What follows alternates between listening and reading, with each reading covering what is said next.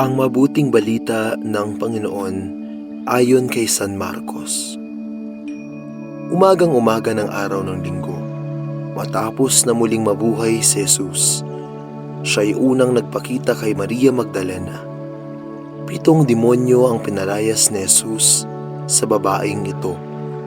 Pumunta siya sa mga alagad ni Jesus na nooy nahahapis at umiiyak at ibinalita ang kanyang nakita.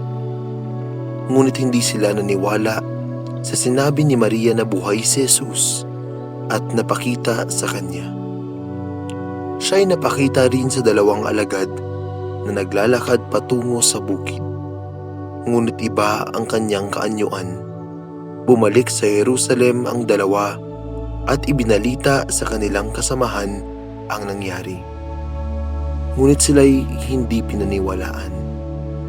Pagkatapos, napakita siya sa 11 samantalang kumakain ang mga ito. Pinagwikaan niya sila dahil sa hindi nila pananalig sa kanya at sa katigasan ng ulo sapagkat hindi sila naniniwala sa mga nakikita sa kanya pagkatapos na siya'y muling mabuhay. At sinabi ni Jesus sa kanila, "Humayo kayo sa buong sanlibutan at ipangaral ninyo sa lahat ang mabuting balita." Ang mabuting balita ng Panginoon. Pinupuri ka namin, Panginoong Hesukristo. Napakita siya sa 11 samantalang kumakain ang mga ito. Pinagwikaan niya sila dahil sa hindi nila pananalig sa kanya at sa katigasan ng ulo. Hindi naghintay ang misyon sa pagbabago ng mga alagad. Kahit hindi pa buo ang kanilang paniniwala, kahit matigas pa rin ang kanilang mga puso, nagtiwala pa rin si Hesukristo sa kanila.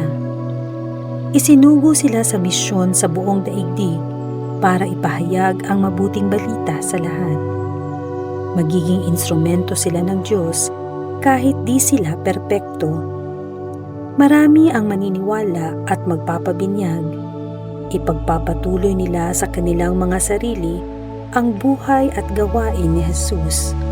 Magpapalaya sila ng mga demonyo, magsasalita ng ibang wika, susuungin ang maraming panganib at hindi sila maaano, at magpapagaling ng mga may sakit. Ang mga natanggap nila ay kanila ring ibibigay. Gagawin nila ang lahat sa ngalan at pamamagitan ni Kristo. Sa misyon ni Kristo, mababago ang kanilang pagkatao. Kailan tayo maglilingkod?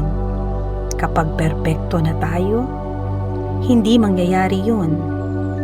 Tinatawag tayo hindi dahil sa ating kwalifikasyon, kundi sa awa at pagmamahal ng Diyos.